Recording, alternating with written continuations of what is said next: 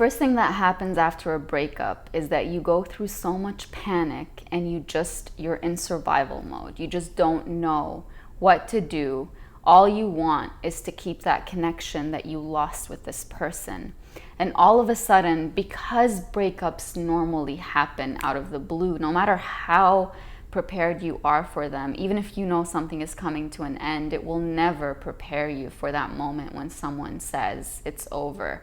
I don't want to do this anymore, or I don't want to be with you anymore. And because it hurts so much, we dip into that panic and into that fear, and we just have no plan. Our whole plan is to get by our day, hour by hour, minute by minute. So I've put together a guide to help you guys that has 10 steps to let go. This guide is free. I'm going to go through a few steps and then I'll give you the link at the end of the video, and I hope that it helps you through your breakup. Step 1, make a list of all of the things about them that made them not right for you. Write this list down. Write at least 5 things about them that make them not right for you. This could be that they don't have the same vision for your future. It could be that they don't treat you the way that you deserve to be treated. Whatever those reasons are, write them down, put them on your phone, make them as your wallpaper if you want, put them on your fridge, put them in your car, in your textbook, wherever you feel that at any moment when you miss them, or when you reach out for your phone to text or call them, or when you want to go to a place where you know they'll be there, make sure that that list is available for you, because that will be a quick reminder that snaps you back into reality and says, remember why you shouldn't contact them. Step number 2, when you miss them, miss them. Don't resist the urge to miss someone who you shared beautiful memories with.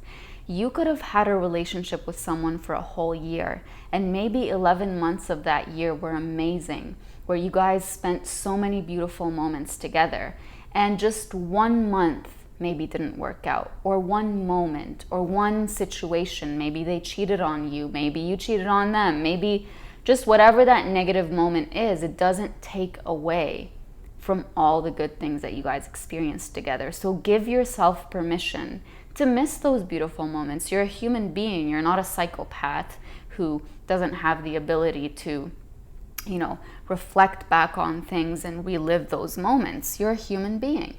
It's normal for you to miss something that was beautiful. And sometimes it's not even the person, it's the feeling. So don't resist that urge, because the more you resist it, the stronger it will become. I want you to imagine punching a wall. If you keep punching it, this wall is like missing them, for example, the feeling of missing them. And if you're pushing it away, it's not going to move. You're going to hurt yourself. So just give yourself permission to miss them, but remind yourself that missing them does not mean that you need to do something about it. Step number 3, remember all the reasons why this didn't work out. These reasons could have to do with you, and they could have to do with them. Maybe you weren't ready, maybe they weren't ready. Maybe you were at a stage in your life where you wanted something more and they weren't. Or maybe they wanted something more and you didn't. Maybe the reasons are that you had goals and dreams that weren't in the same place as this person, or didn't align with what he or she wanted, or vice versa. Whatever those reasons are, those are exactly the reasons why you shouldn't go back to this relationship. Even though your heart might be telling you, please, go feel that feeling again. These reasons are logical, and they will remind you not to reach out to them. Step number 4, and this one is probably the most important one, especially at the time that we are living in right now.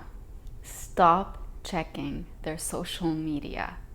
I'm smiling right now because I know that as you're listening to this, you are either saying, I'm guilty of this, or you're rolling your eyes because you're guilty of this too. We're all guilty of it. There's nothing wrong with it. When you care about someone, you want to see what they're doing, especially when they pull away. It makes you wonder what's going on. It's just an unhealthy way of, trying to prove to yourself that someone cares about you or doesn't care about you. So when you break up with someone or someone breaks up with you, social media is one of the only ways that you can still get access to them and see what they're doing. So you fall into the habit of telling yourself, well, no one can see that I'm seeing this, so I'm going to see it.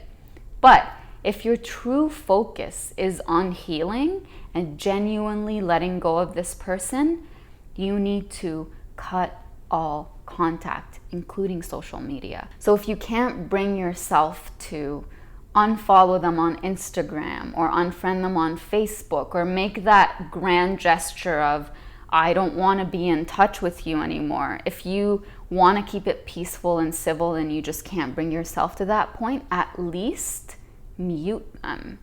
Don't see their stories, don't see their posts. Even if they can't tell that you're seeing those things, do not look at them, because every time you see what the person who you cared so much about is doing, or what kind of experiences they're going through, who they're hanging out with, you're going to keep missing them, and you're going to keep that connection. Even though they're not there, they are somehow there, and you are allowing them to occupy more of your time and more of your space and energy.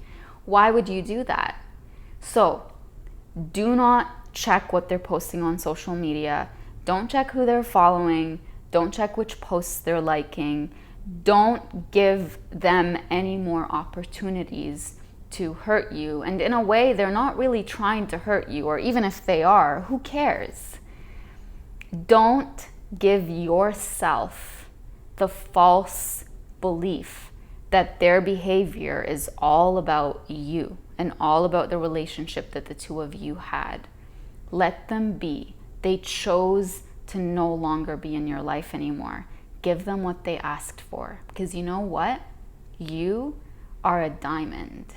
You are so unique and you are so special that you need someone special to take care of you and to handle you. And I don't mean someone who's going to treat you like you're a queen or like you're a king, or someone who's going to, when I say take care of you, I don't mean that they're going to, be your maid or your servant. What I mean by that is, because you are so delicate, you deserve someone who understands how delicate you are. So if someone chose to walk away, do not give them more power than what they already had the moment they said, I don't want this anymore. That's it. The moment they let you go, they've lost power. They've lost the privilege of being in your life. So why would you allow them to continue to occupy your time and space by checking their social media, or by reaching out to them, or by only remembering everything good about them when they are actively choosing to not see those things about you? Come back to yourself and focus on yourself. And trust me, within no time, if you follow all of these steps and the 6 that I will provide for you at the end of this video, your healing will be so authentic to the point where when this happens to you again, you will deal with it so much better than the way you are dealing right now. I know that you're struggling and I know that it's hard, but believe me, I am telling you from personal experience, when you follow these steps and hold yourself accountable, you will heal. I hope this helps, and have a lovely day.